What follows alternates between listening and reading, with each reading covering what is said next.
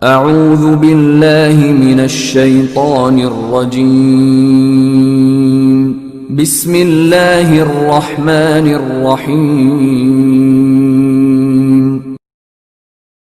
وَإِذْ قُلْنَا لِلْمَلَائِكَةِ اسْجُدُوا لِآدَمَ فَسَجَدُوا إِلَّا إِبْلِيسَ أَبَى وَاسْتَكْبَرَ وَكَانَ مِنَ الْكَافِرِينَ۔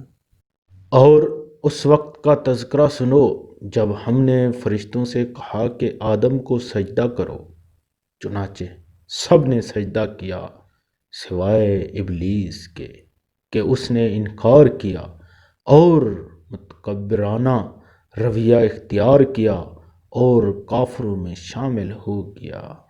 فرشتوں کے سامنے آدم علیہ السلام کی عظمت کا عالمی مظاہرہ اور ان کا امتحان لینے کے لیے انہیں آدم علیہ السلام کو سجدہ کرنے کا حکم دیا گیا۔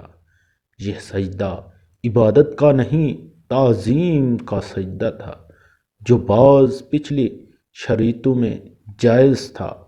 بعد میں تعظیم کے لیے بھی اللہ تعالیٰ کے سوا کسی اور کو سجدہ کرنے کی سختی سے ممانعت کر دی گئی تاکہ شرک کا کوئی شائبہ بھی پیدا نہ ہو۔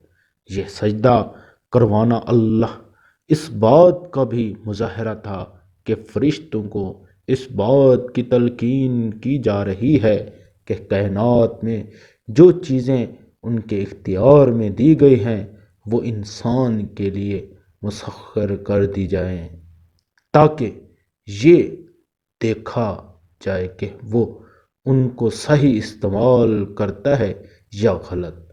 اگرچہ براہ راست سجدے کا حکم فرشتوں کو دیا گیا تھا، مگر اس میں تمام جاندار مخلوق بھی شامل تھے، لہٰذا ابلیس جو جنات میں سے تھا اس پر بھی اس حکم کی تعمیل لازم تھی۔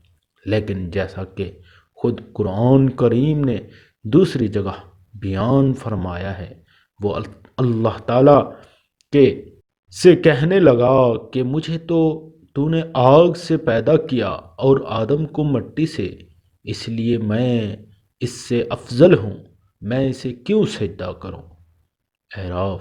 اس واقعہ سے دو سبق ملتے ہیں، ایک یہ کہ اپنے آپ کو بذات خود دوسرے سے بڑا سمجھنا اور اپنی بڑائی بکھارنا سے کوئی واضح حکم آ جائے تو بندے کا کام یہ ہے کہ اس حکم کو دل و جان سے بجا لائے، چاہے اس کی حکمت اور فائدہ سمجھ میں آئے یا نہ آئے۔